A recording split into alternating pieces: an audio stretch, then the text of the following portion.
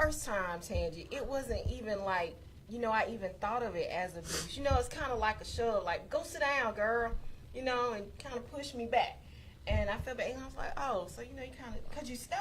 Right. But then, he put his hand on me.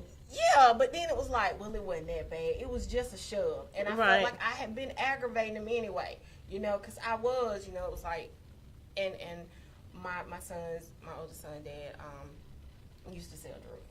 So at that time when he was doing that, if, it was like, go sit down, you don't need to be dealing with, get out. So I kind of felt like, well, I deserve that.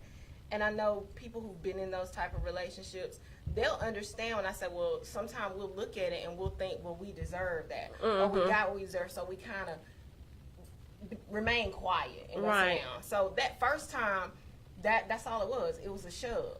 But I remember that day like it was happening right now, though. Wow, that's crazy that you were that young and already going through domestic violence. Mm-hmm. And so I know, did it become to the point where you feared for your life? No, not when I was young. I didn't start fearing for my life until after we had our son. Okay. Because in high school, I say it like this because I had gotten to the point of being used to being pushed or something that I would hit back. So to me, it wasn't like domestic violence because you hit me, I hit you back. Right. So I looked at it really as though, we're fighting. You hit me, I hit you back. And that was just how our relationship worked, Right. So I didn't really look at it like then. Right. Like that. Then, in high school when he would hold me or grab me real tight around my arms or I would have the bruise, that was easy. Wear a long sleeve shirt so nobody would see. Right. Or, put a little bit of makeup on here or there. So a lot of times, I kept that covered. Like I said, my parents thought that something was going on. But I always denied, I denied that. But I'll tell you this, sometimes when we're in relationships like that, you can only imagine, it would be hard to imagine what people on the outside really knew, what was going on. Right. So, Sheikah, being that your domestic violence started at an early age, how would you say that has affected your relationships now?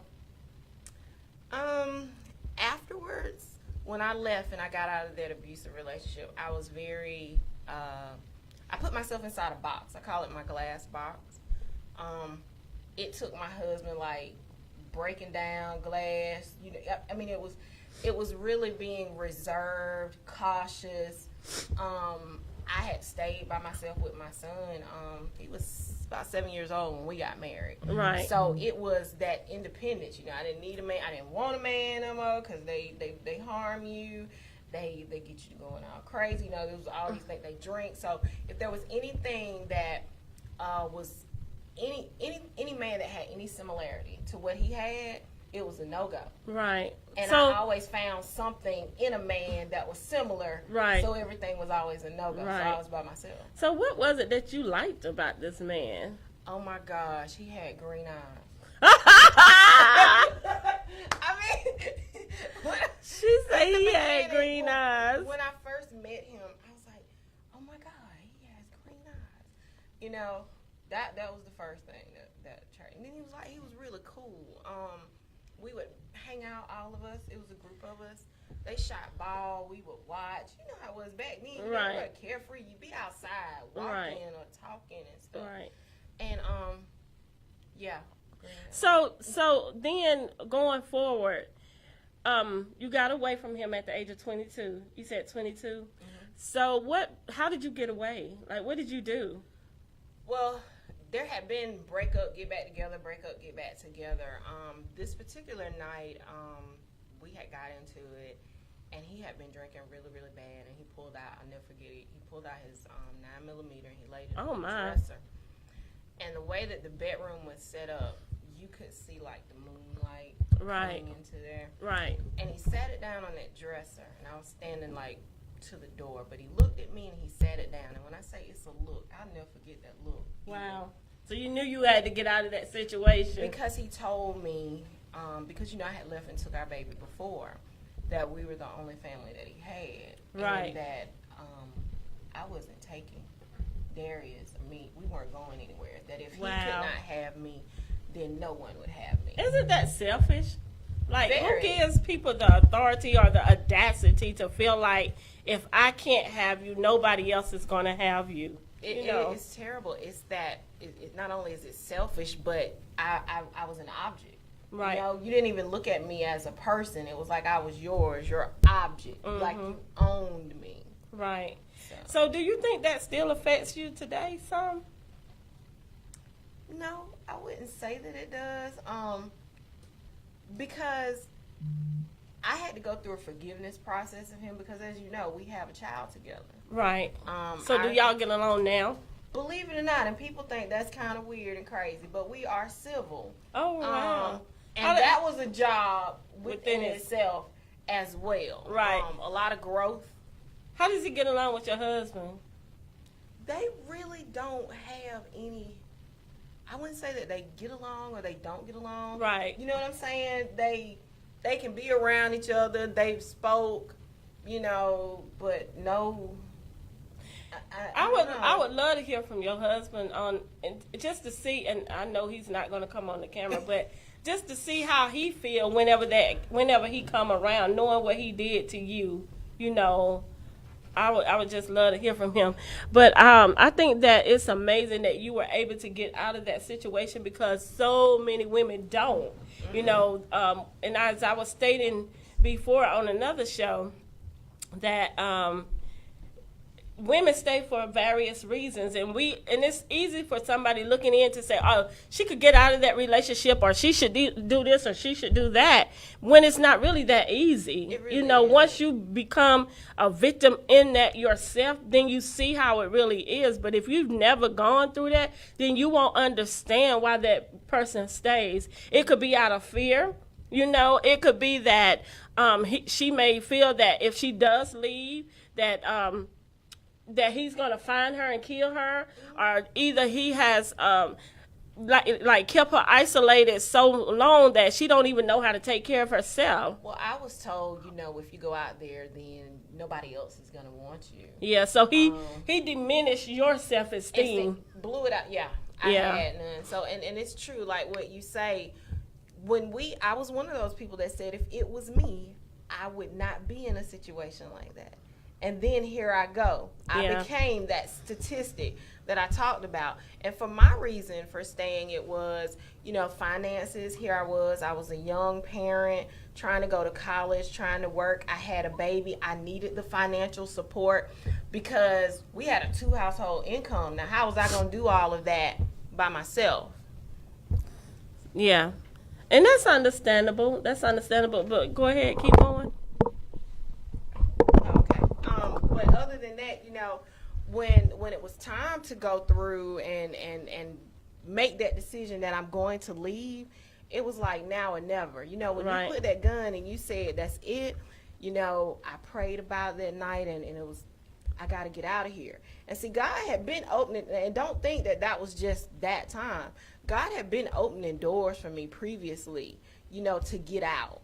And I would either stand at that door and look at that door and say, well, no, it's going to get better. Or if I just wait or if we talk, then sometimes I would open the door and go out. But then I'd come back in. Right. Wow. So would you say that fear, a little bit of fear, maybe, your self-esteem, not really knowing what to look for, would you say all of that played a part in it? I would say it was all of it, the whole conglomerate. I would say that would be everything. And then I was raised in a 2-parent household. I wanted my son to and be that's raised another reason in why a we two-parent household. I wanted that for him. So that was another reason for me, even when he did wrong and I knew it was wrong, trying to teach him, or like, this isn't what you do, this is what a family is, because his family had his own. We were raised different. We come from different backgrounds a little bit, like I said, his dad was an alcoholic. There were times even when we were dating that I saw abuse, with his dad and his mother. So I knew where it came from. On. Right. I knew where it came from, and I was hoping and wishing that I could change that. And then after we had our son, I thought that would change that as well. And for a while, it really did. I mean, he was the perfect dad when Darius was small. It was like coming home from work and having my little doll dressed right there. Yes, thank you. I'm back. Okay. Okay. But we're going to go ahead and finish up with Sheikah, then we'll go back to you, okay? And we just had a little technical difficulties, that's all. So thank you so much for continuing to try. We appreciate it. But go ahead, Sheikah. No, that's what I was saying. I was like, well, he was perfect with him. There were never any issues with him with his son. He was a good dad. He made sure he was dressed, fed, took him with. I mean, just awesome. So if you, based on everything that you went through, if you had to say something to the ladies today who was tuned in, what would you tell them? I mean, no matter the age, like, what would you say to them? Well, first of all, look for the signs. There were signs that I saw, and I didn't pay any attention to them. So I should have known what was to come. Also, a thing is support.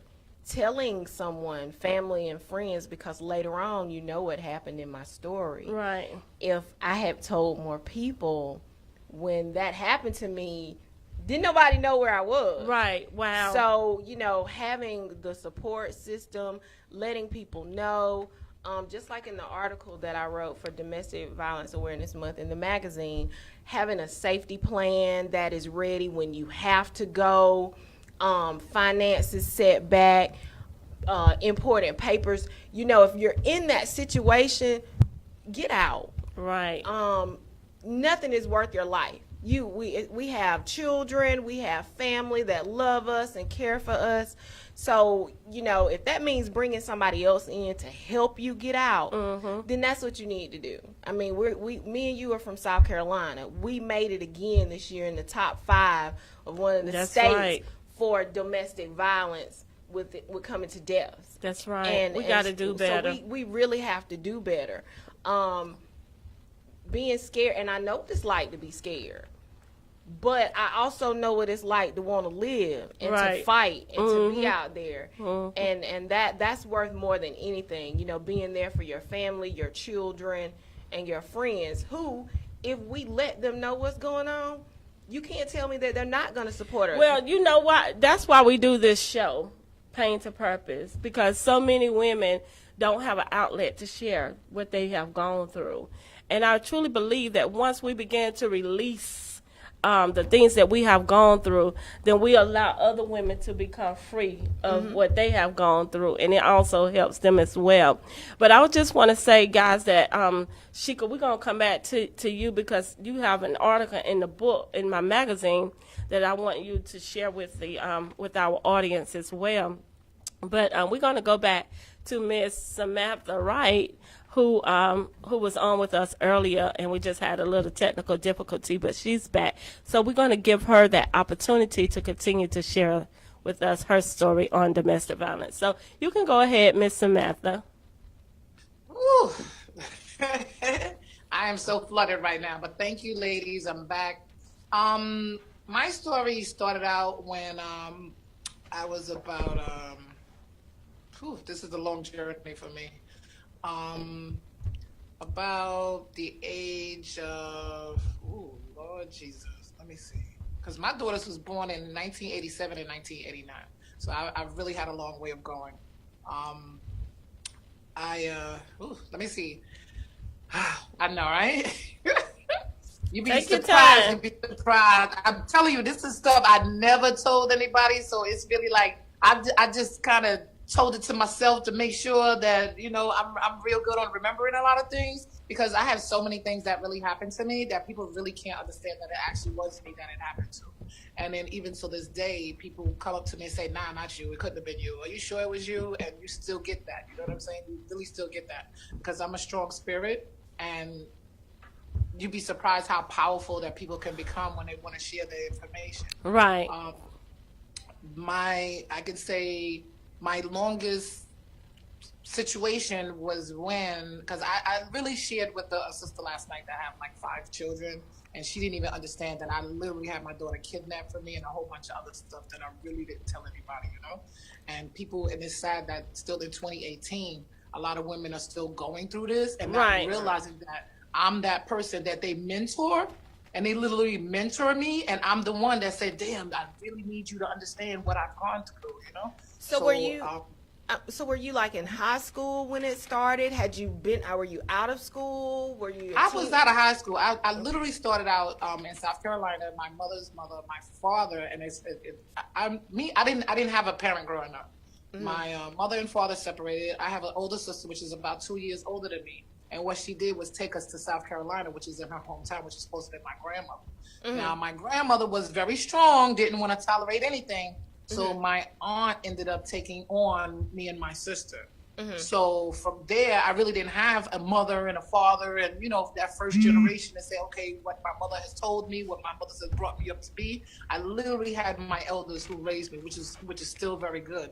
And I cherish them to this day, because if I wouldn't have had that touch, you know, spirit, then I really would not be the person that I am.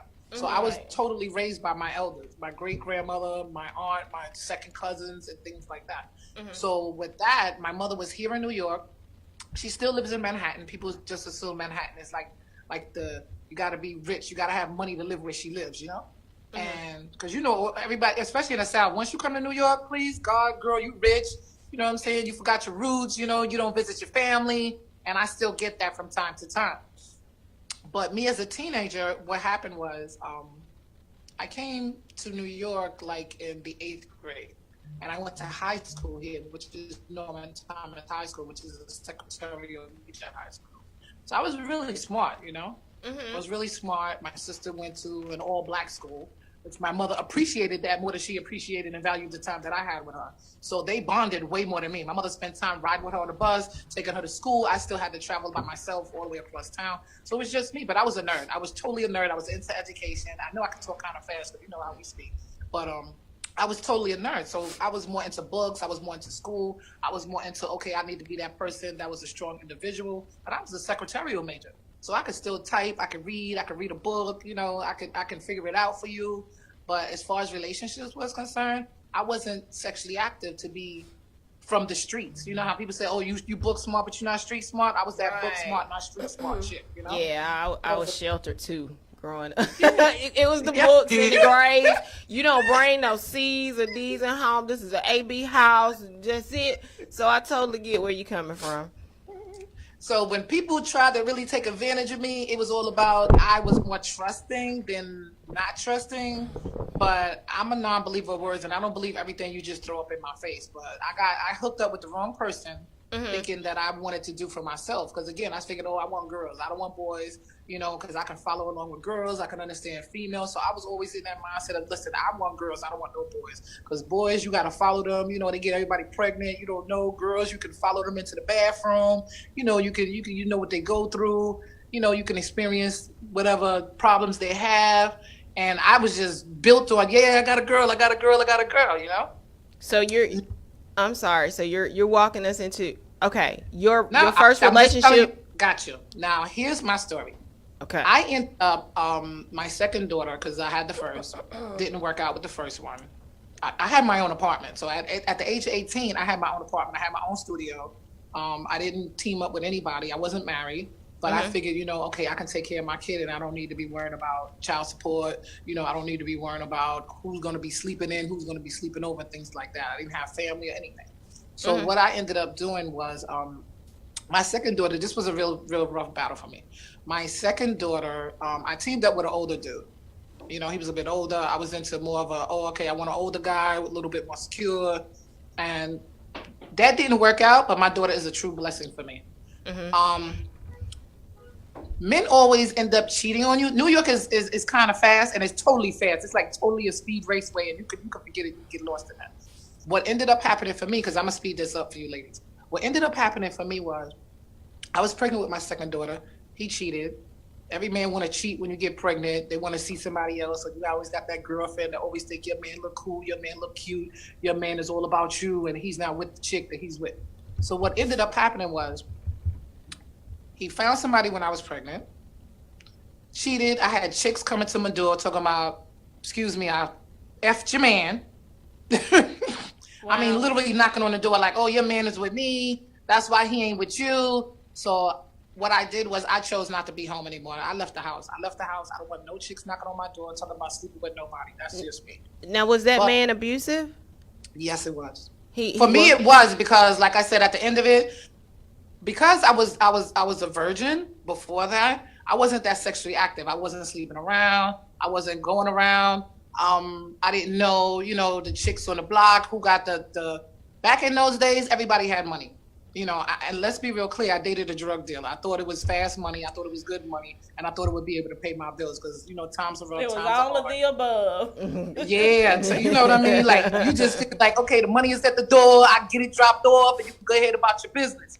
So I was like literally 2 blocks from where he hung out or where he worked with. So let me ask you this real quick, though. So you're saying you had your 2 kids by then. He was a drug dealer and he was abusive. What was, that first time, like she asked me, what was like that first time when he hit you, or what happened, or that abuse? What happened?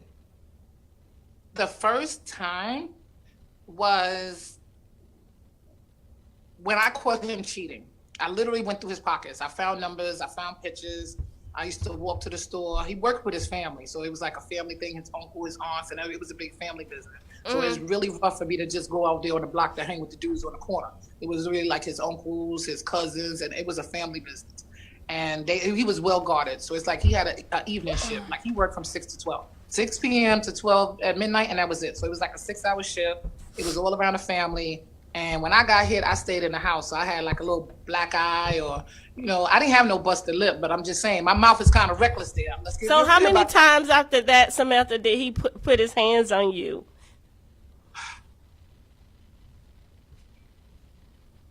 3 times. 3 times. And then you left? Well, yeah, but I don't want to say but it was by the first time it was a hit, he was using drugs. Let's be clear about that. I didn't know about using drugs. I didn't smoke. I didn't drink. I didn't hang out, and I didn't understand what cocaine was about. So he started using, started sleeping out, started staying over, started disappearing while I was pregnant. So at the time that I was supposed to have been in the house, I went outside and asked his uncle, have you seen him? Do you know where he is? He didn't come home. And some men don't like when you try to track them down or, track their activity. Mm-hmm. So basically I got it when I got in the house. Like, it's like he ran in the house and was like, don't come asking for me. You know what I'm saying? I do what I want. You ain't a real woman. I got really put down because I wasn't the type that knew what to do. Oh, you're not a real woman. Because he always told me, he said, you're not a real woman because you don't go outside. You don't dress fancy. You don't know what a real woman is supposed to be like. So what did that do to you as a woman? For me, I wasn't materialistic. I guess raised in the South and, it's like I wasn't materialistic. I knew I had my education to fall back on. It's like some people, I didn't see him read no book. Just dressing up and having chicks just come to the corner. I was like, nah, I'm not trying to do that. I'm really not trying to do that. Like, right. He used my membership. Like, he was renting movies under my name, going to see these chicks. I had to, go to the video store to find out a lot of stuff that nobody wanted to tell me that he was doing when he was cheating. Like, right. It was chicks just walking around the block boldly. I mean, really boldly. I mean, I had his family talking about, how does that make you feel? That he flaunts other women in front of you. You have daughters. So, what about your daughters? How has that affected them? To this day? Yes. Or has they valued me. They said, you are so strong, you put up with a lot. Because I didn't scream, holler, yell, and I stuck to my guns. I really stuck to my guns and said, you know what, this is going to be about us. I never looked back. I never went back. And Do you see him now? Yeah, I can. If I run into the neighborhood, yes, I can. Right. And when you see him, how do you feel? You still want him? No. She said no. Because sometimes, believe it or not, women still want their abusers. You know what I'm saying? No. I mean, my daughter tried that one time. She was like, Mommy, the way you talk to my father, that's why he don't do for me the way you treat him. I just looked at her, turned my face. Right. So listen, based on everything that you have gone through, what are you doing now? What did you take positive from that to do what you're doing now? What are you doing? Ooh. Huh. Now that's a long story, but what I've done with my life is like I said, I've met a group of sisters. I've met some powerful sisters. I was in Harlem. I met one sister that she does a lot of advocate for women. She gives back to the community. She gives back to the women's shelters. I mean, she does good work when it comes to giving back for Thanksgiving. Because I literally sat in my house and starved. I got so depressed I didn't want to eat. I changed my body shape. I didn't want to be the same person. I didn't want to be physically attractive to this dude no more. Because he said I was only good from the waist down. Because I had some nice hips now. Don't get it twisted. I'm the same size. I've never been a double digit. But I was born blessed. But for my daughters, I spend all the time that I can with them. I really did. I take every moment for letting them understand that I love them so much that I will never let anything happen to them. So I do a lot of volunteering. I really give back to the community. I give back to the people who gave me. I give back to God. You know, I'm not 100% in the church, but invite me and I will always be there. Well, honey, you are the church. We are the church. That's what we have to learn to understand. People look at the church as the four walls, but God called us the church because we're the witnesses. You know, we are the ones that go out and witnesses, and through our testimonies, that's how, you know, we began to empower and pull people by letting them know who God is. So I commend you for being able to get away. You know, I think any woman, because a lot of us, truth be told, is not that privileged to be able to get out of those type of relationships. So, and you being in New York, I think that is phenomenal that you were able to get away. So, do you have any programs, projects, anything going on right now? All the time. So what do you? So what all type of? What I stay so busy, girl. I be in all. Let me tell you something. I stay so busy. I live in the Bronx. I stay in Manhattan, and I go to Brooklyn, and that's like practically the 5 boroughs of New York. So you do a lot of women empowerment. Yes, I do. Okay. Well, hopefully all the time. Right. Hopefully, I'll see you next year then, because I host mine up there every year. The Women of Strength, but we be in Amityville, where Amityville horror at. I'm about to say, you know where that go, right? Yeah, but I would definitely love to link up with you to, get something going for the women's in your area or whatever. And I think cold over there. Huh? That's a cold. It's cold up there. It is now. I'm not talking about this year, baby. We done with New York for this year. But maybe next year. So, again, we just want to thank you so much for coming on and sharing your story with us. Do you have any books that you have written? Oh, no. No. Have you ever thought about it? I am my own book. I am my own book. That's good. That's good. But have you ever thought about putting your story in print? Yeah, I'm working with Milagros Day boot camp. Well, someone has sponsored one of the ladies with Hunks for Hope that does with domestic violence. I do a benefit gala with them, which they just had last week, which is a gala. Then I also work with, and they Hunks for Hope, so it's a male support domestic violence. The women in the proceeds go to the shelters and things like that. Right. And, I also work with Milagros Day Worldwide, which was a retreat that someone sponsored me for, and it was a retreat over the weekend that deals with Transformation Academy. So I'm also being coached and work with these women as well. So that's good. A summit that we're having that's actually coming up. That's a women's summit, and like I said, I'm working with one of my sisters, Maria Davis, with the Kwanzaa Day. So she gets Christmas gifts. Like she get donated gifts, which actually next Wednesday I'm going to be volunteering with her at Shrine, which is one of the venues that she has. Okay. And I work with all of these ladies from month to month. I'm also helping one of my other sisters celebrate her birthday today. Okay. And yeah, believe it or not, they've been in my life for a good 15 and 20 years. So that's these awesome. Women have really stood strongly with me. Right. And, I stay up on top of these things because they never let me feel like what I've gone through, because I literally, they don't even know then, but these are all families. These are women. They're very strong women. You know, they're very powerful. Their kids give back. I mean, like I said, we volunteer for everything. We give everything. They support with, you know, sleeping, shelter, just your mental, because I've been doing a PTSD group. So I do women's support groups. I have a lot of sisters that do a lot of businesses, and they're all business-minded women. So all of these women are very strong. They're very empowering, and they all own their own businesses. That's amazing. I want to be able to write my own story and write my own book, but that's why I don't want to give anybody my information, because I have one of my friends that got her degree based on my life experiences. I didn't kind of appreciate that. Wow. Yeah, but you have to be careful how much you put out there. So we definitely appreciate you coming on and sharing and some light on, you know, your story of what you went through. And I hope and pray that it was some lady or woman that was on that was able to benefit from what you have gone through and where you are now, you know, and your strength to get out of that situation. So we definitely commend you. You are a warrior. You know, you are a survivor, and we just thank you so much. And do you have any questions for us? Because we're going to go into the second half of the show, which is a whole nother topic. Okay. Well,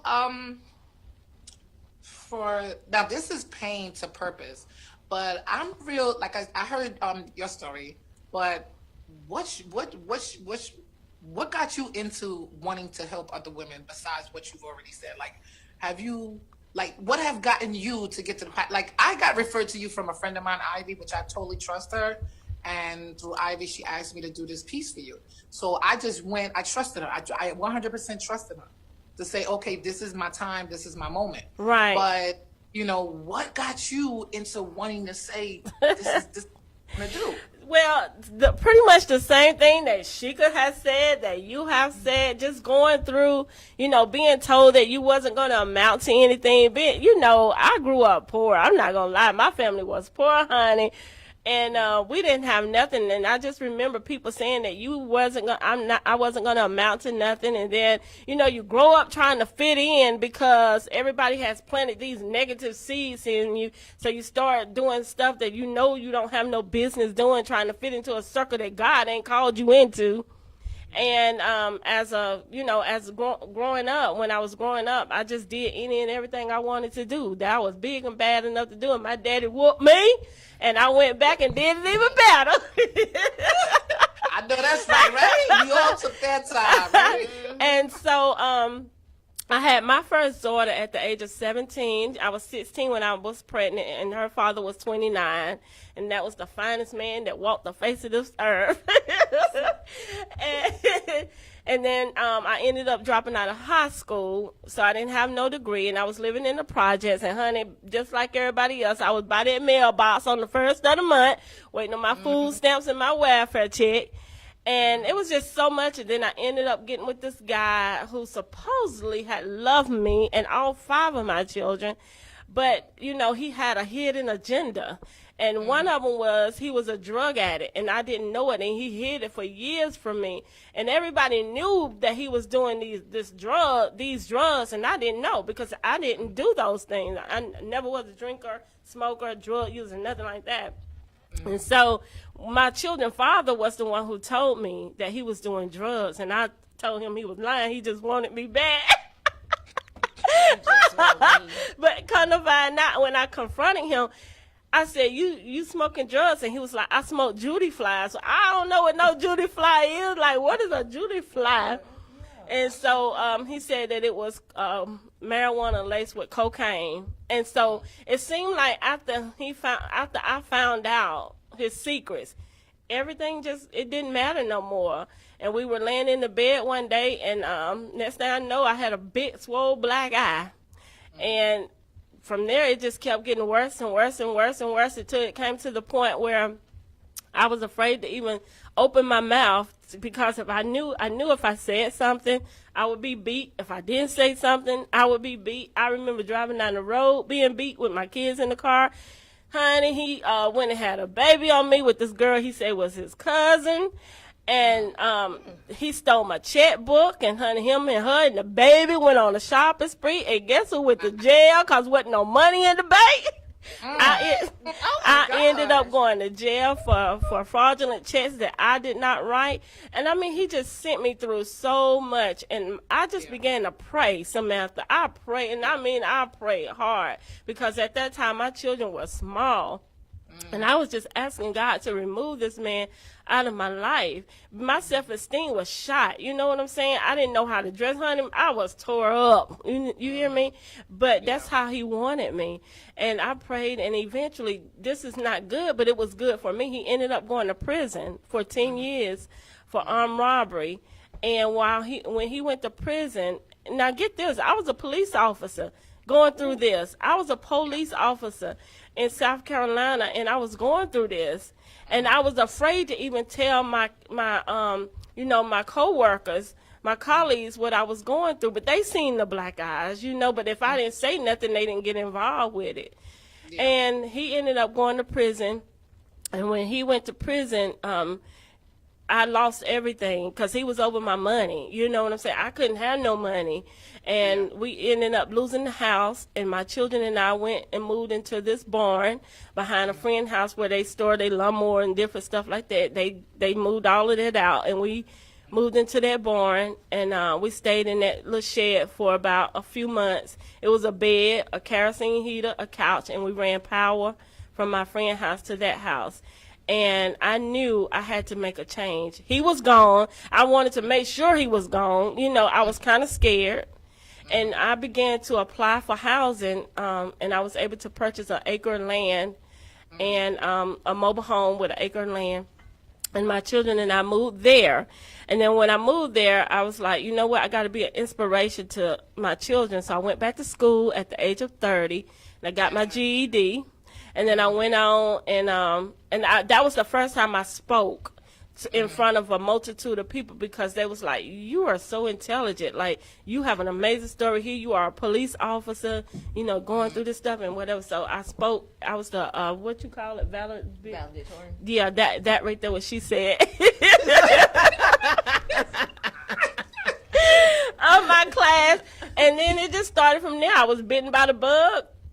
I went on to school, and I got my associates in liberal studies in 2008, my bachelor's of social work in 2009, and my master's in nonprofit management and leadership in 2016. I'm still in school right now to this day for my master's in social work. I'll graduate 2021. But all of that pushed me to want to help other women, because no woman should have to go through that. No woman should have to be afraid to live in their own home or fearful if they're going to be able to wake up that next morning or not. So in the midst of me going through something with my son, God birthed my nonprofit organization. My son was charged with double murder and first-degree burglary, and they were seeking the death penalty for him. And I was at the point of suicide. Like, I was right there at that door to kill myself, and God he revived me in the midst of that, and I birthed my nonprofit. And then from there, I wrote books, and then from there, people started booking me to come and speak, and then I got to help other women, so then I founded the Women of Strength, and that's what I'm doing. And then here I am with Status Network. I was with Instinct Studios. We started out with them, Instinct Radio, and then we switched over to live TV with Status Network. It's an amazing opportunity, and then I found my own magazine company. So this is what I want to say. I know I said a lot, but listen, because I tried so many times to reach out to other people outlets, if they don't want you there, create your own. That's what I always tell people. Yes. Just because somebody tell you no don't mean you go sit down. You create your own stuff. You know what I'm saying? And it doesn't matter if you have to sow a seed into yourself. Don't be afraid to do that. All of us have a story. It may not be the same story. Our stories may be different, but all of us have something that we can share with somebody to help them along the way. And I believe that God has attached people to us to be able to help them birth what they have inside of them through our testimonies. And if we don't share it, shame on us. You know what I'm saying? Because we're holding up people's blessings. So that's why I do what I do. Do I get any money from it? Heck, no. Everything I do is out of my pocket. The events I put on, I pay for the venues, I pay for the food, I pay for the plaques.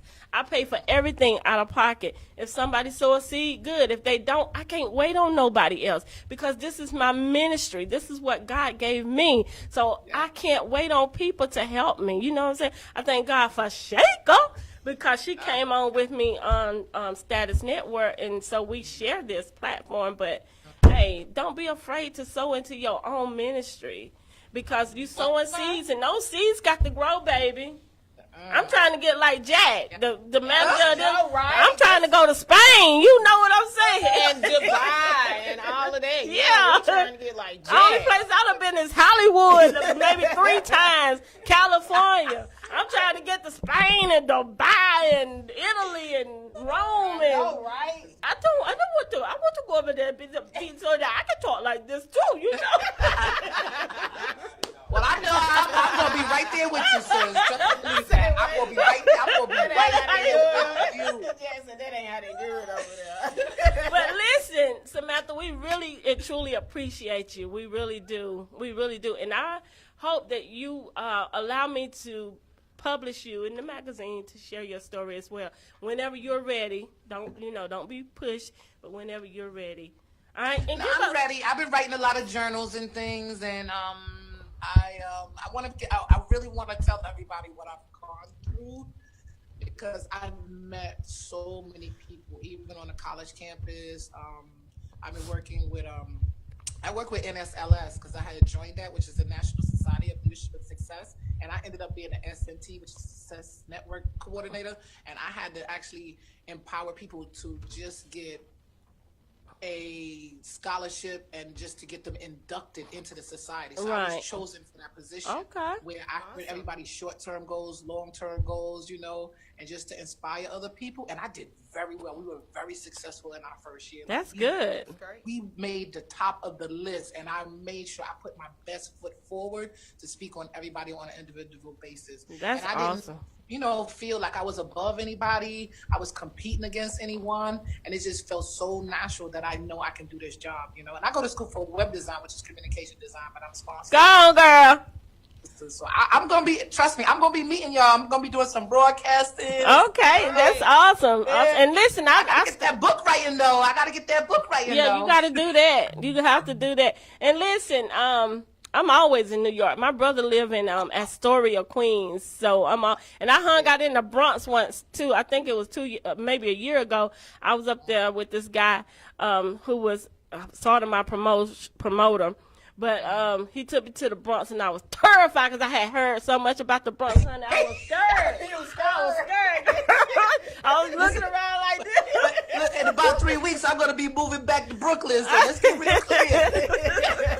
I was so scared, but he made me feel comfortable, and so I enjoy New York. I do. I couldn't live there, but I enjoy it, though. But anyway, give us your contact information before we go, in case somebody want to reach out to you.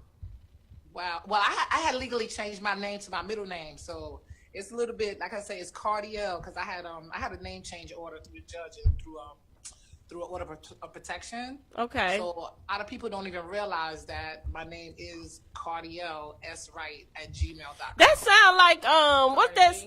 Yeah, that sounds like Cardi B. What she saying? Why did I know you were going to say it? Oh, I don't know. That sounds like Cardi B. No. I get that all the time because they try to say I'm the original Cardi B because now they can pronounce Cardiel. You rap? Actually, my mama gave me that name on my birth certificate, so I just legally switched it. So you do music? You rap? Oh, no. I sing for Jesus, though, and I sing in the shower. All right, now, that's what's up. Well, we have thoroughly enjoyed you, and we pray that you continue to enjoy the rest of your day in the big city, the Big Apple. And we look forward to linking up with you. We really my do. birthday is election day. All right. Well, happy birthday to you. Happy birthday. See, people gonna start wanting to sign me and stuff, so I can't do that. You know what I'm saying? Some of them, and I think that's moment through God, because you know we really need to get out there and vote and make changes, because this is our year. Women, this is our time. Exactly. You know, I let people know I'm with the hashtag Me Too, but I'm not one for hashtagging. But I've been there, done that, just like everybody else. Right, you know? right. And this is really our year, so I'm trying to feature some women from my internship. And I'm gonna reach out to you to see, you know, how much stuff you got. You know what I'm saying? So I'm gonna give you some free promotions up here in New York. Don't get it. All right, girl, I got you. All right, then, will you stay in contact with us so we can know what you have going on, and we'll do the same. All right. Yes, ma'am. All right, and you have a blessed day, and enjoy your birthday. You look good for 50. I'm telling you, go ahead, girl. I'm feeling it though. I'm feeling it. Them grandkids keep me up and running though. And in the voice of somebody else who said it, black don't crack. I love you, ladies. Love you too. Love you too. Have a good one. Wow, that's amazing. So I don't have to share my story now. No, because I have questions. I have a question about your story. What is your question? Let's go back to being a police officer. Girl. Okay, Yeah. so police officer, you were in a domestic violence relation. No, you were married. Were you married to this? Yeah. You were married. Yes. Okay, so I know you went on domestic violence call. Can you tell me how being a police officer in that situation yourself, did you deal with having to go out there and answer those type of calls? At the time when I was going through that, I was working inside the prison. I was a correctional officer at the time, a sergeant with a big prison in South Carolina. I was sergeant over lockup. Now, you tell me I could deal with these guys on lockup, but I can't deal with this guy at home, you know what I'm saying, who beating my brains out. But, yeah, so that's where I was when this right here was going on. And after he went to prison is when I went over to the sheriff department. But, yeah, so you still, when you went to the sheriff department, though, you still, I'm quite sure, had calls and stuff like that. You had to most of my runs was with the prisoners. I would take the prisoners back and forth to court, down to down to Columbia to SCDC or something like that. I was on the road for that. So that was pretty much, but still just being a police officer, with your training, you know, I mean, and having to go through I'm not that. advocating violence or anything. No, not that. Yeah. But you never thought, because I know there were times. I think I was more embarrassed. I went, but you hit me. I did. I hit back. I can just only imagine being a police officer, come home, and if I had a stick and you hit me, I'm tearing you up with a stick or something. I mean, I'm just thinking that would be the. Let me tell you what my mama did though. Shoot, he was up in there beating on me. My mama coming down, girl. She was kicking him on his shin. Ain't this the shin right here? She was kicking him. They don't care. My daddy went after mine, him and my uncle, and went hunting him down 3 a.m. So. Wow. Yeah. Yeah, but domestic violence, it is a very real issue. And if you're not careful of women, and I did this too, you'll carry that over into other relationships, because in the back of your mind, you're thinking, when is he going to change? Mm-hmm. You know, when is he going to be that man that put his hands on me, you know? And then that interferes with great relationships. But it also teaches you how to have your own voice, right. And it teaches you not to give that authority over to nobody else, because once you start seeing those signs, then you're going to know it's time to get up out of this type of relationship. Exactly. Now, I'm at a place now, Sheikah, and Brian, you can listen. I'm not giving nobody the authority over me ever again.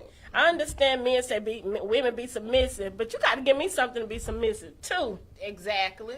I'm not being submissive to no mess. I'm a strong black woman. Mm-hmm. I know how to hold my own. Exactly. I'm very independent, but still, it's nothing like having, being in a relationship with a guy who can appreciate you for you and not be jealous of the accolades or whatever it is that you got going on, because, you two are together, you know. And but sometimes, too, that can cause a tad bit of a hindrance, just a little bit. I'm going to tell you why, like with Brian and I was so strong, so independent, everything that I went through that I know he can say that. And it's look, he's like, go ahead and say it, because he knows what to say. There were times in the beginning of our relationship before we got married that I had to come back and realize that I was not allowing him to be the man that he should be or could be because of me being so strong-headed and strong-willed and Right. independent and stuff like that, you know. Right. So that can, you know, it can go into other relationships, and we have to kind of be careful so that we don't, you know, we have to give them, if we're starting fresh and new, to not have that baggage. And that's Yeah. one thing. You can't take that baggage with you into another relationship. you know, and if you do, then the person that you're with, they have to be willing to understand that baggage and help you work through it. Right. Because, I mean, it's hard to go into a relationship and not wonder if. You know what I'm saying? Like, if he's going to change. Because pretty much our relationships are good in the beginning. Yeah. They Until doctored you up actually real start pretty. getting to know that person. And then they start showing them, you know, who they really are or whatever. But I think it's always, even on the men part, that you should be cautious because women can be just as devious and just as dangerous and very vindictive. They said a woman scorned is a type of woman that you don't really want to be with. Now, I'm not scorned. I was bitter. But I'm not scorned. And then I was able to get past all of that, too. And I try not to take it into, you know, the relationship or whatever. I probably do, though. Well, you know, we had this conversation one time before. You remember, like you were saying, we don't know people. And I know how a lot of people may be against this. And, you know, I fly out on a limb when I say this. But this is like before you even get married. I feel like you should live with somebody to get to know them. Because when you live with people, you will find out things that you will not find out any other time. And I know I've had that conversation with a couple of my friends in church. Well, you sinning, you shacking up, you know. After I went through what I went through with my child's daddy, me and Brian, we've been married 16 years. Wow. We You put up with Brian for 16 We years? shacked up. We had to shack up. I had to shack up with him because of what I had been through. So I had to see what this was going to be like, because if I was going to have to dip, I knew that I was going to have to dip. Right. So, you know, but other people feel like, well, no, you shouldn't. But, okay, that's just my soapbox. I'm different on that. Well, let's change the topic a little bit because, you know, I want to talk about this. Men dating women who have children. So we done talked about y'all beating us up and how we gonna get away from y'all. Ooh, she turned that one real quick. I'm just saying. I know, didn't Don't she? even try it no more. But I'm talking about men who date women who have children. And like you were saying, they have a baby by that lady, but she also has other children. Right. So the question is, what was the question? Okay, so I was reading. There was a discussion, and this young lady was dating a gentleman.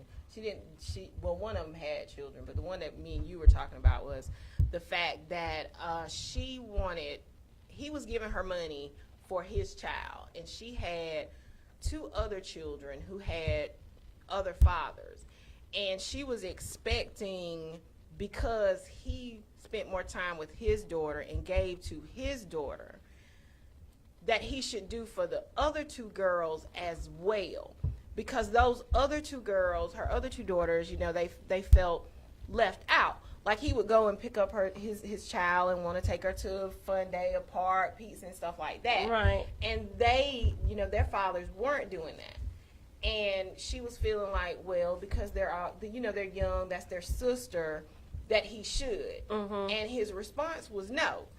And I just thought it was, I wanted to, well, and if you all are watching, and please feel free to call in on this, because I was just amazed at so many women that felt like it was that gentleman's responsibility to take the other children. How do you feel about it? What you think about it? Me? Yeah.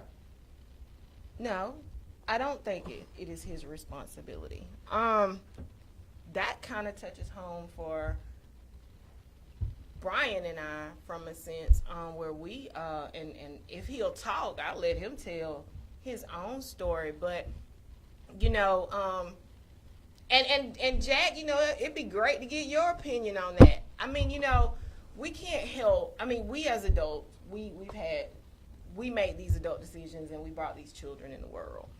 If he has a child with that young lady, and those other two children are not his responsibility. Now, if he wanted to do it out of the kindness of his heart, then that's one thing. But Sheikah, I'm disagreeing with you to a certain extent because when you get with me, you already know how many children I have. Right. Even if we have one together, we come as a package.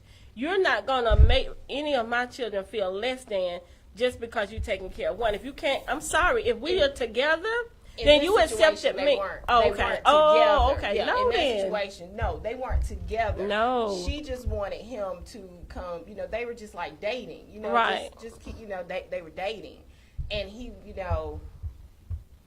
going to pick no. So no, those. That's me personally. But looking at me personally, I think I would have to agree with Sheikah. To me, it would be like I didn't know that. Anyway, it really to me would depend on the situation. Now, if it was just a midnight rendezvous between the two adults, no, I agree. It wouldn't. He shouldn't have to. But if they was kind of in a relationship and her other kids had started to grow fond of the guy, yeah, that would still be on his decision, but. To me, it would be his decision. If he wanted to, great. But if he didn't, you can't make him do something that's not his responsibility. And that's like vice versa for like us women. Mm-mm. I mean, if Brian has, when we got together, we have a blended family. We have 4 boys. There were some times where, Brian split that time and he had time with our son. But when he went to go and do stuff with his other boys, I actually encouraged that, though. Because, when you have a blended family and those children are used to just being with their parent, sometimes they need that one-on-one or that time to spend. Right. You know what I'm saying, with that parent. So I wasn't ever one of those, that's like with Darius when he was little and his dad was dating a girl and she had kids. Well, I guess my thing is I don't have to worry about that now because my kid's grown. Hallelujah. Thank you, Jesus. I don't have to worry about that. But still, even in the relationship that I'm in now with Jermaine, I still want that respect on both levels. I want my children to respect him, and I want him to respect my children. You don't have to do anything for them because they're all grown with their own children, but still, I want it to be a mutual respect, because if not, then that's going to cause issues within our relationship, and it has, because my middle son can be mouthy at times, and he and Jermaine have fallen out a little bit or whatever, but I try to be that middle ground for both of them to let them know. But I just feel like if my children were small, and it's like my daughter has 2 children by somebody else, and then she has 2 by her boyfriend that she's with now. We don't really expect him to do like he do for his girls, but if he's there in the household, he's taking care of them pretty much anyway, because he's helping with the bills, he's helping with the groceries and different stuff like that. But when it comes to buying stuff, I have to agree with y'all. Sometimes he do, sometimes he don't. And then that's when I kick in and help with the slack or whatever, because their father don't really do anything for them. But he really is a good guy. But I just feel like if you're going to accept me, then I would want you to accept my children too, and not make a difference, because that hurt kids' feelings. Well, and I understand that, like, when Brian and I got married and we were actually, hey, Sherry, it is a total package. But like when he was saying and what I was saying earlier, they were dating, So with dating, if you in your house and she in yours, and you coming to pick me, and I don't think you're obligated. It's okay if you want to, but it's not an obligation. Right. Now let's say, okay, now you done proposed, or y'all date, or you're gonna become one. Then you have to. But if you just getting to know somebody or whatever, I think it has to get to a certain Well, maybe they don't even really have to. You know what I'm saying? I think that's just still leaves it open, like Brian said. If they want to, fine. If they don't, fine. I guess we as women have to take up that slack, And see, like we've been doing. I guess that was different for me because I didn't expect, like, I was one of those parents. I got my child support from my son's dad, and I went on and did what I needed to do. I didn't call him for any extra or anything like that because as the other parent, I just picked up that slack, like you said. I just picked up that slack. Right. You know, with Brian never has come out to me in our 16 years with our boys, and you know, like before, let's say like when Tyree came back to live with us because we had him when he was smaller.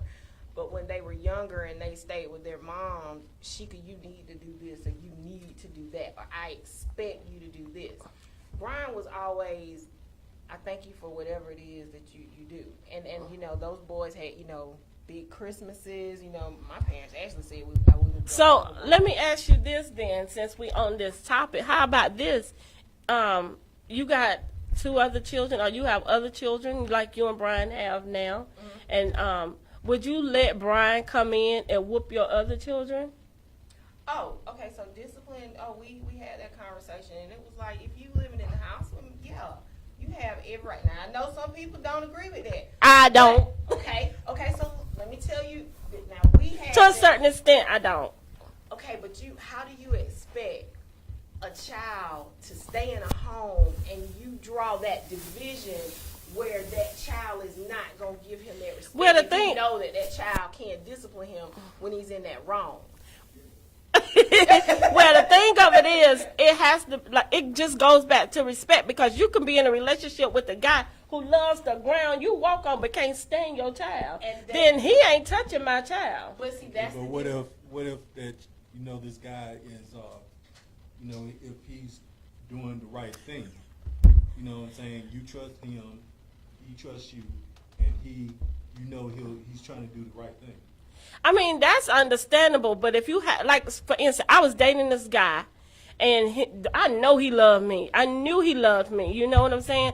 But he didn't really care for my children because they were not his. He dealt with them, but he would always want to whoop them. You're not putting your hands on my kids because you don't have that right to. Look, I'll go ahead. They both hold it. Go ahead. I got one more for you. Okay. All right, so from what you just said, but you know, a lot of people got these bad baby kids.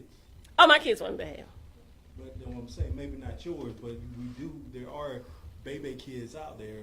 When I mean baby, I mean You're talking about extremely bad kids that need discipline. Yeah. So Well, let if the you- mama if do they're- it. He ain't got to put his hands on your kids. Hold up, But but what if he's that parent or that type of guy that want to do the right thing and trying to help? you If and that's the support case, you? then yeah, that's fine. I'm talking about the guy who don't. But the guy that don't, then my question Let's to you let would Jack- be why is he in your house if he's not? Let's let Jack say what he. I my whole thing right here. Exactly. Yeah. They young kids. I say they older kids, grown kids, or something like that. But you got young kids in your house. Ain't no way a man should be in there if you don't think he can be the type of man that's able to Exactly. have kids with you. He shouldn't even be there. Exactly. He's a discretion away from your kids because having another man in the house and he don't get along with your kids enough to be able to chastise them, that's gonna be drama. Yeah, Exactly. it is. That's the way that works. I'm not coming to your household paying the bills, doing what we need to do in this house, and you tell me I can't chastise this kid. But Jack, that's it. That's because you're doing the right thing. Now, let me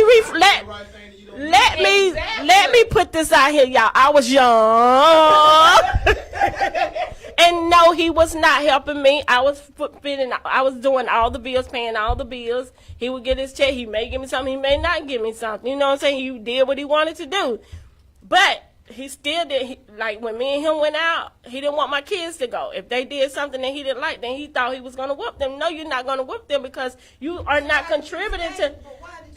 Did you not just hear what I said? I was young, and then on top of that, I was just coming out of this abusive relationship. Like you said, your self-esteem was low. I was just happy to have somebody. I just feel like ain't no way. Yeah. If I'm dating a woman, especially with younger kids. Well, I ain't got to deal with that now, though, but no. I have 5 kids. No, one of them biological. All my stepkids, they in my life, they in my life. Like, I'm Wow. for real. Awesome. Dad. I don't have to whoop that. Well, Jack, I commend you for that. We don't get into some. And I remember one time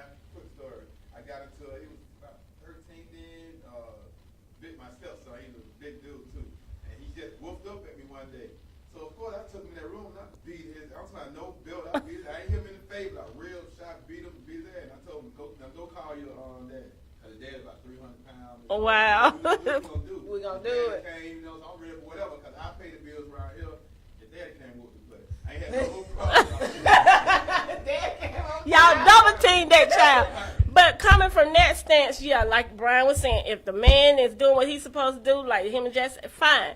But you got some men, and every woman is not like this now. You got a lot of women now who are young, and they just want a relationship. And that's why a lot of these kids are being beaten to death because they're letting their boyfriends chastise their kids when they don't have a right to do so. So you got to look at both spectrums of the situation at hand. Okay, we can You can't flip. just come right in doing that, neither.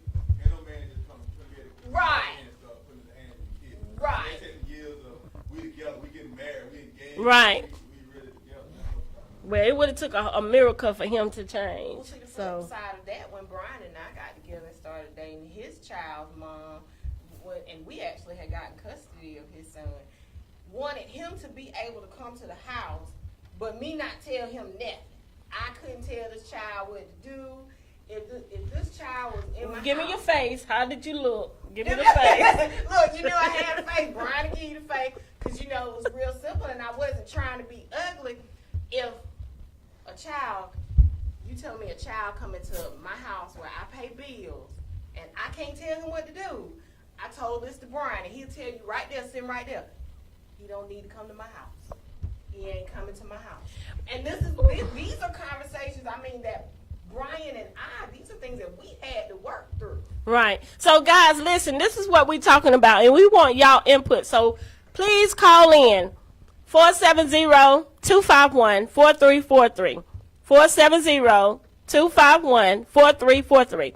So, we're talking about men getting into a relationship with a woman who has children, and they're not his children. Should he be able to chastise those children, whoop those children if they do anything bad? We want to hear what your take on. I say to a certain extent, no, but also yes, if he's doing what he's supposed to do as far as taking care of the household and the family, then yeah, he have that right. But if he is slacking, and we know that there are a lot of men out there slacking because the women, even in a relationship, is playing both male and female, then he don't have that right to touch that child or those children. That's just my take on it. So y'all call on in 470-251-4343. It's a very interesting topic. And not only let's not just say like just men now, because Brian and I, we had the flip situation that we had a woman who wreaked havoc in our home and using a child as a pawn. So don't think it's just men that do it. Women out because and doing the same things. You know, how is this woman gonna tell me what I can and can't do in my house that I pay bills? Right. You know, if that's the case, you keep your child at home. Right. And I dealt with that with my ex-husband, daughter. For whatever reason, that girl hated me, honey. She did not like me from day one. And when he came home from prison, before he went to prison, she didn't want me at none of her recitals. She didn't want me going out with them nowhere that he took her, not even shopping. She wanted her mama, so she wanted her mama and her daddy to get back together, but of course we were married. But anyway, so when he went to prison and came home, she was a little bit older, and he had just came home from prison, and I did let him come back, try to work on the marriage, but it still didn't work. But anyway, we had a family meeting because her mama wanted to have a family meeting at my house. So it was her and her husband, and me and my husband, and the daughter.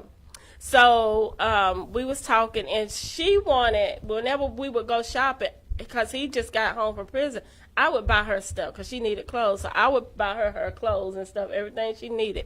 Well, she didn't want to accept nothing from me. She wanted it to come from him. So she was like, her mama was like, well, why can't you give him the money and let him go buy it, and then she'll take it from him? And I told her. That is so petty. I told her, sweetie, it don't work like that. I said, either she going to accept, because it's still coming from both of us. We're one.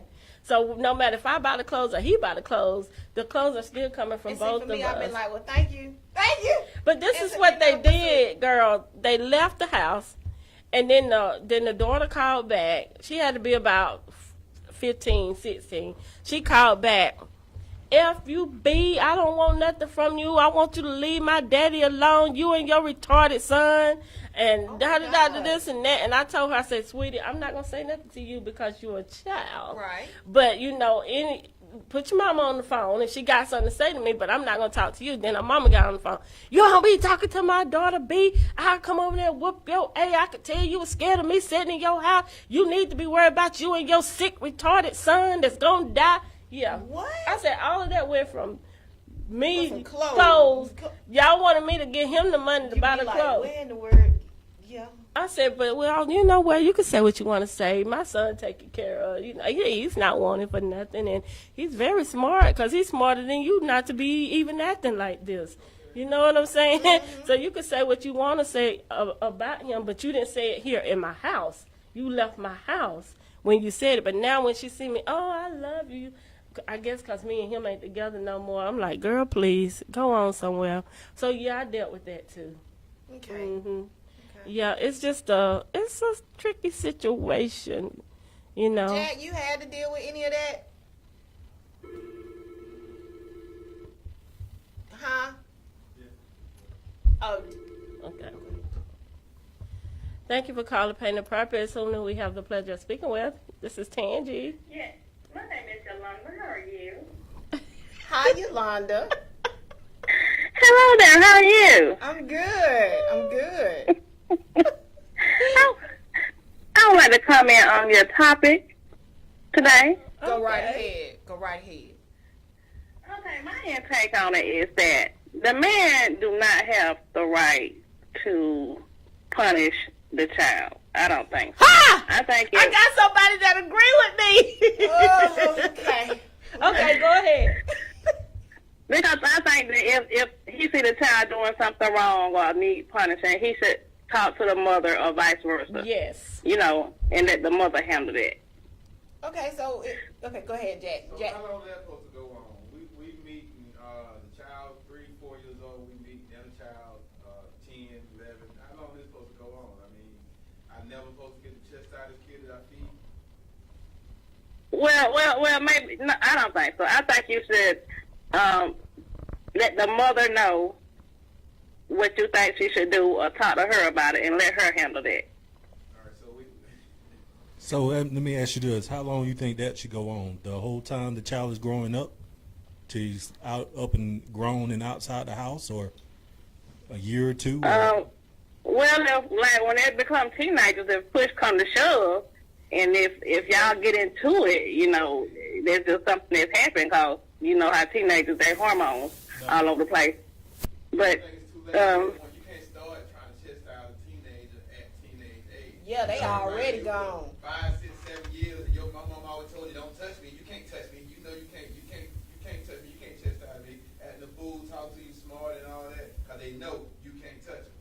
Now you want to wait till 15, 16. Yeah, I know they act that way, but maybe it's another way, like when they talking back and being disrespectful, another way to punish them without you, you know, since you're not the parent, like maybe take something away from them, or, you know, come at it with a different approach. Right. But as far as like whooping them, putting your hands on them, I just would not allow that. I wouldn't either. I agree with you. This Tangi, I agree with you. I kind of disagree, because my thing is, you know, if depending on the severity of the punishment or what the child did, to me, you know, the punishment got to fit the crime. So, you know, some things the parents got to, you know, put that fear in the child. You know what I'm saying? Yeah, That's what that's my view. You got to. But you should leave that up to the biological parent. Okay, to so do that. I'm sorry. Good. I got a question though. Like, so what if the child did something they need punished? I mean, they did something right here and there, and you, the parent, you gone on a weekend trip, or you at work, and something done happened, and that other parent is the one at home. The step parent is the one at home and responsible. Or they're at school and the school call, and that other parent, step parent, got to go and pick that child up. You know, they are the ones. So if they're put in that position, as a parent to handle the situation, but then you telling me I can only do so much? Then what's the I point in think them you being could there? handle that situation, but you and your partner need to talk about that first. Like if he going out of town, or she be like, do I have the right to punish her? Or you know what I'm saying? If you got that authorization, And you would say no. yeah. But If they ask you for that, I would say yeah. If I know the child was disrespectful and going on, yeah. But you don't want to just take it upon yourself to do it. You want to talk to your partner first about it. You know. So to me, there would be a trust issue between you and your partner. Yeah, true. So If y'all had that understanding, yeah. but if you would, I'm sorry, you got a trust issue with your partner that you don't trust your partner as far as disciplining your child that's not basically biological theirs, whether it be male or female. I mean, that to me really would be a issue. And the only reason why I say no is because, first of all, that's not his child. So I don't think that he would be as sensitive to that child as he would his own child. That's the only reason why I would say no. Well, my thing Yeah, it might get out of control, you know. are my kids. My stepkids are my kids. Especially like one of them, his father was in his life. So I can only imagine if I wasn't able to chastise him, how he would grow up right now. If you telling me I'm feeding him, I'm clothing, I'm doing everything for him. But you telling me I can't chastise him, and he don't even have a father if I'm not there. Right. I could imagine how he would grow up without Yeah. being able to chastise him. I mean, I understand. I do. But that would be hard for But me. Just As long coming. as you have that understanding with your partner, you know, it's different if you're married. But if you're just dating somebody and he just there for a moment, maybe you will know how long you're going to be there or she going to be there for a moment, and you think you're going to put your hands on my children, I can see a woman having that Yeah, that issue. I can understand that. Yeah, I If can understand. If you've been with somebody a year, 2, 3 years, what about that situation? yeah, that's a little better there. But if you're just going to come in and think you're just going to be... Yeah, they have to um, gain that respect. You know that. Of course, I mean, Yeah, I mean, off the real. They yeah, I gotta know we agree. here for good. I mean, we locked in. Yeah, Right. that's good. Like, you know, yeah. Well, then I change, y'all. I agree with y'all.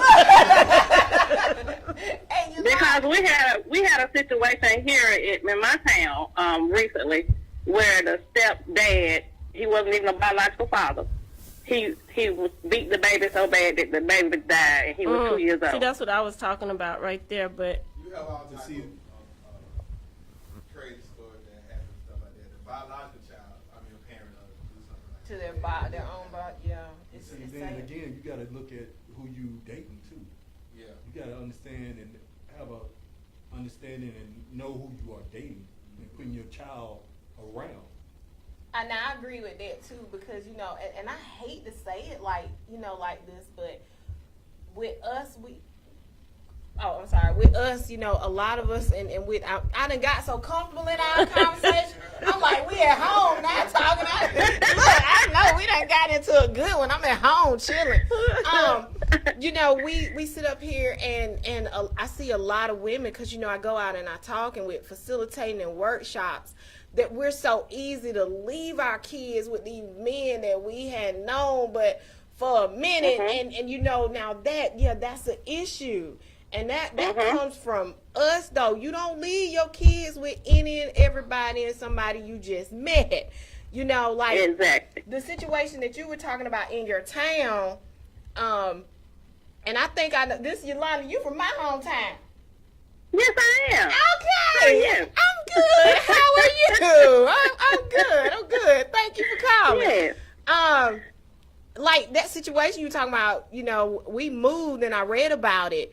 Like, did she even know? I don't even know if they even knew, you know, if they knew each other or how long when that happened with that child. That was heartbreaking.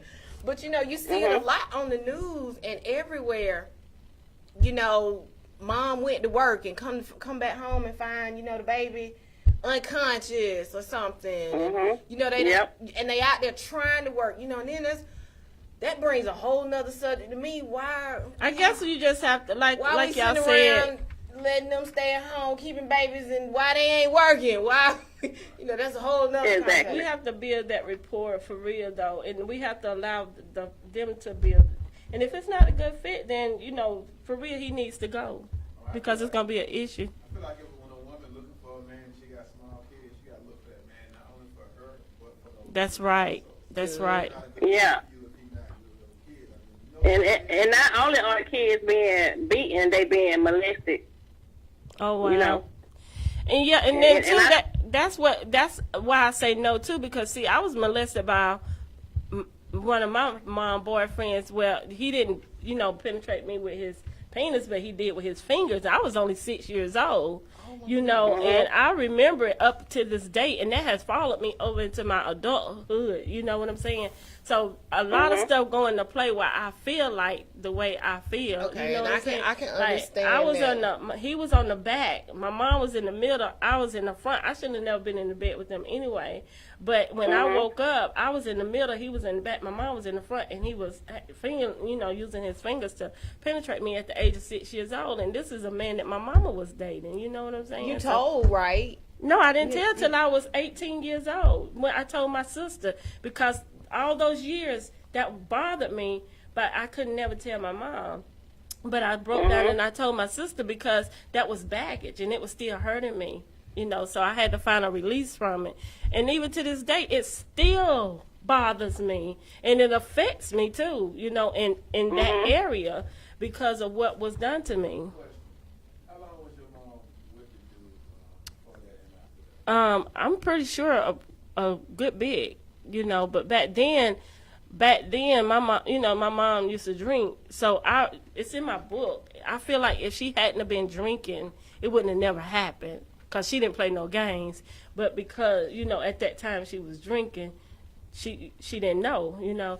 And I felt, this is how I felt. I couldn't go tell her because then I would be blamed for it. So I held it in all those years. I was 18 years old, and I told my oldest sister what had happened. And then I felt free. But then it still bothers me. So maybe I need to go get some counseling because even now it still affects me sexually. You know what I'm saying? It does. Because I think about that. Being robbed of that at such a young age. And see, since you brought that up, we not only have to look at the men we dating, but also family members, because that happened to me. My uncle tried to molest me, but I woke up in the middle. I felt him touching me. So I went and told my mom, and she said, did anything else happen besides him trying? I said, no. And she said, well, we're going to leave it alone. So she act like nothing never happened. Really? Yeah, act like nothing never happened. It was just water under the bridge. And that's why I said, when I get old enough and have my babies, nobody. I'm not going to get nobody. That's where okay. it comes from then. You both, okay, so now I see where you all both have had, you know, been in situations to why you feel like that. So, okay, so. Exactly. You said it's trust Yeah. It's a Yeah, trust. exactly. Yeah. You can't trust strangers. You can't trust friends, family. You can't trust anybody, to be honest. You really can't.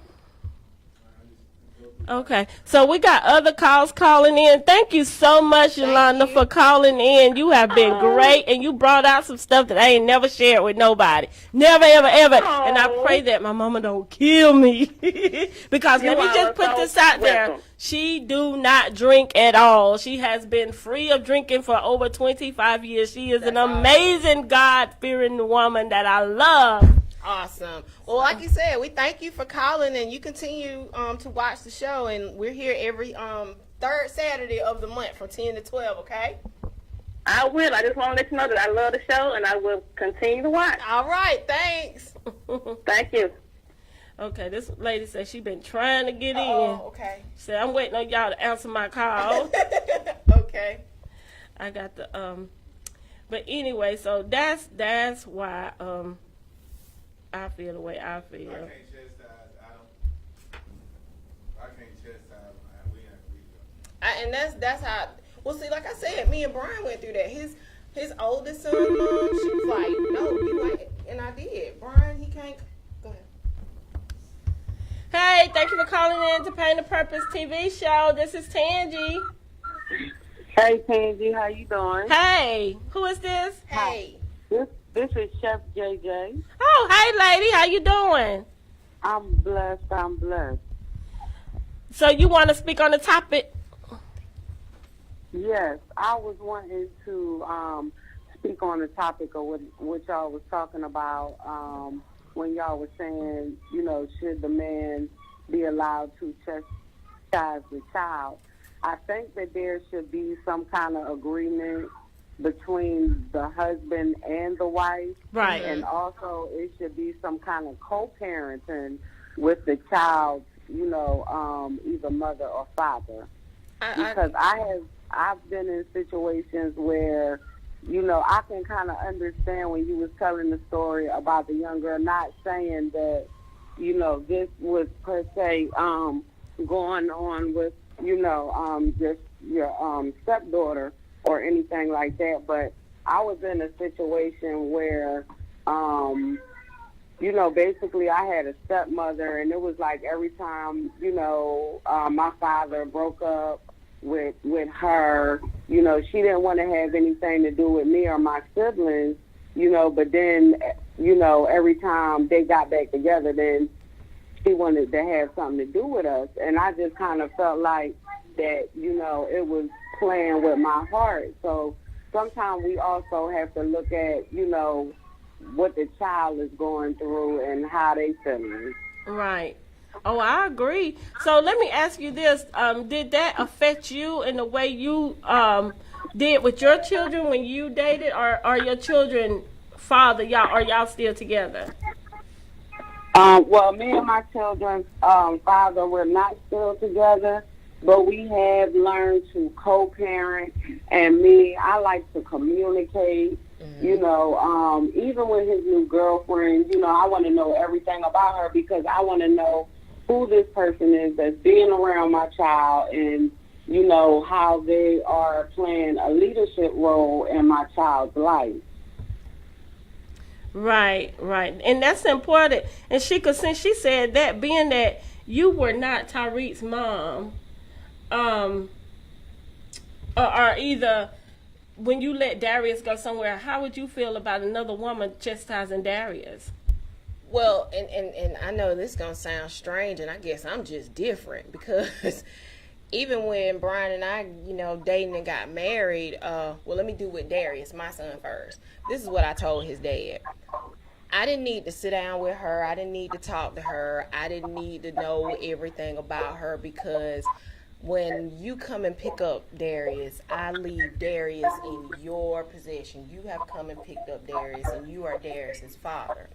So if anything happens to him because of the people that you have chosen to associate with or put him around, excuse my language, but I told him that's your ass. So you wouldn't have mind her whooping him? Tell the truth. Well, for Darius, though, Matthew was the type of person, he wasn't going to let anybody whoop Darius anyway. So I didn't have to worry about that with Matthew. Matthew did all of the disciplining with Darius. Right. So that I didn't have to deal with. That's why I guess. But you still avoided my question, though. Would you have gotten upset if that lady had whooped your child? If Darius had done something, I don't think if he had really done something, and I ain't talking about beat, but if he needed a whipping and he needed to be disciplined, then no, because if he in her house and he doing something, that's why I go back and I say it would further go back to his dad, because I gotta trust you enough to know that you got enough sense to have somebody that got sense around my child. Right. And see, that is how I did it with Matthew. That's how Matthew and I did it with Darius, because I told him if anything happened to him, then I'm coming after him, because he is the one that I left Darius with. So do you see what I'm saying? And that's just me personally. I know that. That's just me personally. Oh, okay. All right. Well, I was just wanted to know, but we appreciate you, Chef JJ, for calling in. That's very, very, very important, like you said, to have that that talk with each other, so that you both know where you stand. We have to have a line of communication, open, and us as people, no matter what color we are, we all suffer from a lack of knowledge. You know, and if we suffer from a lack of knowledge and we don't have an open communication line, there are going to be so many downfalls. And, you know, we just, that's something that we always got to think about, communication, you know, co-parenting. Co-parenting is very important. Yeah. Because now, like as she was saying, if her son did something, you know, and she felt like the other lady could chastise her child. Now, I disagree with that. You know, I think that, you know, we all should come together to the table and talk about it and then bring the child in and then, you know, decide what the punishment would be. But me personally, no, I don't think that I would let anybody put their hands on my child. Now, you know, as far as my son's father, man, that's different because that's his child. You know, and, you know, other people, they have a different perspective, you know, when they do stuff to kids. You know, my mother, she cooking foster children and, you know, they come from different backgrounds. These were children that were being abused and mistreated. So I think in a different way. Yeah, and see, like, for me personally, like, I'm remarried. My son's dad has been with the same woman. I don't know, they might even be married now. So this is the same person that when my child was small, you know, and he's 21 years old now. My husband and I, we've been married for 16 years. So that co-parenting, you know, when my stepsons were at the house, you know, my husband's ex-wife, she knew, well, if he did anything, you know, she was okay with that, you know, because I've been here so long. You know, we have, when I say we don't get together, it's not like I'm finna call her and be like, okay, Jalen did this and we need to get together and have a family meeting. She live in a whole nother county, her and her husband. She knows that when he is there, if he's done anything wrong, that we both as his parents there are going to do what is necessary. And that's how I felt with my son when he was with his dad, because that's, you know, that's that household. But when you say have that conversation, I guess that for us, that conversation and that understanding was done early on. So we went through this for years, because like I said, me and my husband, we've been married for 16 years. He's been in my son's life since he was 7. And the young lady that my son's dad has been with, it's the same thing. So, you know, they've been there for some years. We've grown up, you know, with these children. Right. Mm-hmm. Right. But we appreciate your feedback on this topic. It's a very interesting topic. Hope we're shedding some light on it. We got a debate going on here. Yes. A lot of differences, but, you know, I guess it's to each his own person. You know, I agree with you and the other caller that to a certain extent that the mother should be the one disciplining the child, especially if he's not the father, and vice versa. But yeah, so right. We really But appreciate we you. also have to make it known to that child, even though that's not your mother, your real mother, or even that's not your real father, you still have to respect them. Right. And like I said, you know, sometimes that comes from miscommunication and a lack of knowledge and lack of co-parenting. Because if we don't have a relationship with each other as adults, there's going to be a lack of communication and a lack of co-parenting. That's right. That's the truth. Right. So it definitely starts with everybody sitting down and coming to one mutual agreement, you know, on this topic right here. Because it can, That's it right. can And get if out of y'all hand have now. moved, right. And if y'all have moved on and y'all are happy and comfortable, I think that if y'all have like different, you know, events going on, get together with each other. Bring the kids in, you know. Right. So that I they agree. can see y'all enjoy each other, so they can understand, okay, I can't play this party against the other party. It's not going to work. Right, right. Well, you made some valid points, and we definitely appreciate you coming in, and we pray that you enjoy the rest of your day. Thank you so much for calling in. Thank you for having me. You're welcome. Well, So- okay, so I just did a blended family workshop. And just listening in the conversations that we're having and talking, co-parenting was one of those topics. But you have to be realistic too when discussing this, because everybody in that circle with the parenting is not going to always be civil. So then what do you do when you have an issue where the other parent is not going to want to sit down and talk with you and co-parent? So if you know or that the would be other the parent that is, because when I'm listening and it's like, co-parent, let's get together. I didn't necessarily need to sit down with everybody. I didn't need to. Well, I actually really, to be honest, I didn't want to. But my question to you is, and I'm sorry, if you already know that it may be an issue with sitting down talking with this person, how you think that person gonna feel knowing that this other person whooped their child and they already just don't want to sit down and talk to you though? Because with Brian and our situation though, you had a person. Oh, we know Brian a good guy. Yeah, he's a good guy, but he had, when we talking about like a bitter woman that wanted to dictate for you, you already come in with a mindset that I'm going to be doing something with your child, or you don't want me to have a relationship with your child because I am now with this man that you still want. You know what I'm saying? So there was not going to be any, no matter how good I was, or no matter if, well, and to be honest, with our situation, here's a woman who told a child to come in our house and to disrupt it. Wow. Here is a woman who told a child to tear up the house. My house was almost set on fire with us in it. Oh, wow. So, when you have a situation like that and you say, well, no, you don't whoop the child or whatever, it's like I told my husband, well, he need to stay at home. Yeah. And you can ask Brian, how did it make Brian, you feel with her saying that your child needed to stay at home? At the time, I really, to be honest with you, I did not like it. And then over time, I started seeing stuff for myself, and I really had to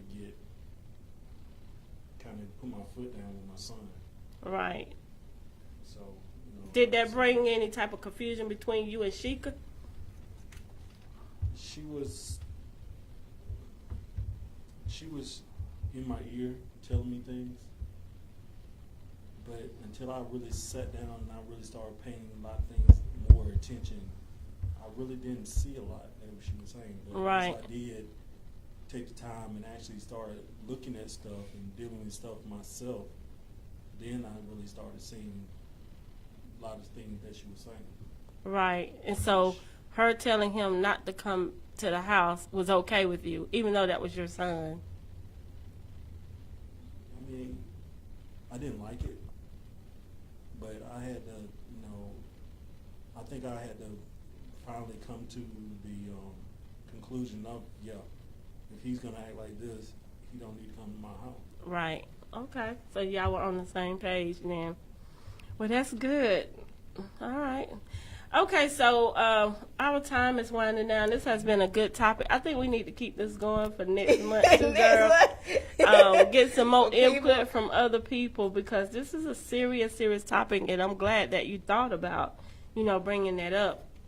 And I also want to talk about the spread of HIV and AIDS too on the next topic, because it's so many young girls who's contracting this disease just by being careless, out here thinking it's okay to lay down with this guy, that guy, and then end up with this, this dreadful disease. And then one girl was on Facebook talking about, oh, honey, you can't say nothing about me except for I got HIV. That's all you can say about me. I just got HIV. Like that was okay. Are you serious? Yes, honey, she did. God. She was on live, and she was wanting to fight. I'm still popping. Only thing you got on me is I got HIV. And then isn't that if you know and you going around and you doing it, you get locked up for that? And then the girl or the guy that was behind her reached its head, because I don't know if it was a girl or a boy. Her PUSSY still good. Yeah, girl. So it needs to be more education on this topic. So this is something that we would definitely discuss at our next showing, which is next month, November the. They so free about it. My mama had me scared to have to have sex when I was growing up because she was like, that one time. And that's true. And that's what I told my boys. You know, my mom told me when she was growing up back then, they didn't sit you down and talk to you about sex like, you know, she did me and my brother. Which is why, you know, we've had to talk with all our boys, you know, and I get downright and we have that conversation because that one time out there can have you with something that will kill you or you have for the rest of your life. That's right. And so we definitely going to talk about that. But before we go, we got like 5 minutes. I want to get our contact information out to anybody who may want to reach out to us to be a guest on the show. Just reach out to me or Sheikah on Facebook. I am Tangie, Tangie Roseboro, Roseboro on Facebook. And Sheikah is Sheikah McMorris. That's S-H. Yashika McMorris. Yashika McMorris. Okay, spell it for him. Yashica McMorris, McMorris. Right, and then also on, I'm always on Instagram now. I'm learning how to do Instagram, so it's fun. It is. And I'm author Tangie Roseboro on Instagram. So if you're interested in being a guest on the show, you already know what our topics are going to be. This topic right here that we're talking about: should men whoop children that's not his, or should women whoop children that's not theirs? And also the stigma behind HIV and AIDS with the young kids this day and time. Also, this is my magazine, guys. This is my October issue. It's Pain to Purpose magazine. It is available. If you would like a copy, just reach out to me. Miss Tina Bridges, who is the owner and founder of the Lingale Agency, is on the cover of it. And we have some amazing stories in here. People sharing their life stories. That's Miss Sheikah. So yeah, get your copy. And if you're interested in being featured in my special edition for Christmas, just reach out to me. I think his name is Saga Boss. It's going to be on the cover, so I'm excited about that. He's doing some amazing things here in Atlanta, Georgia, and I'm just excited to have him on the cover of the December special edition issue. So get your articles to me. And that's all we have. You got anything else? Other than I'm on Instagram as well at Sheikah MCM. And on my website, which is www.yashikamcmorris.com. I'm a life coach, career coach. So if you have things that are going on, I do workshops, facilitate. I actually have one coming up in December on blended families. I also do I'm an advocate for domestic violence and mental health. So my mini mental health awareness events will be popping up. We're scheduled to, I don't have the actual date yet, but I'll let y'all know. You'll see it on the website. But that'll be coming up. A mini one will be coming up in Columbia, South Carolina. That's the next one. But I do the big one each year in May. So I have a lot of stuff going on. My book is actually also on my website, The Chair, that talks about what I went through in my domestic with domestic abuse and being a survivor. So if you just have any questions or want to reach out to me, like I said, you got Yashika McMorris on Facebook. You have my website address and my Instagram, SHICAMCM. All right. Thank you, guys, and thank you all for tuning in. We appreciate it. And thank you, Brian, for participating. I can't believe it, even though you wasn't on camera. And also to Jack and the Status Network family. Thank y'all so much. We appreciate this opportunity. And thank also to Live TV for allowing us to be featured on their station as well with the Pain to Purpose show. So we don't take it for granted. Thank you. We love you, and we out. All right. Have a blessed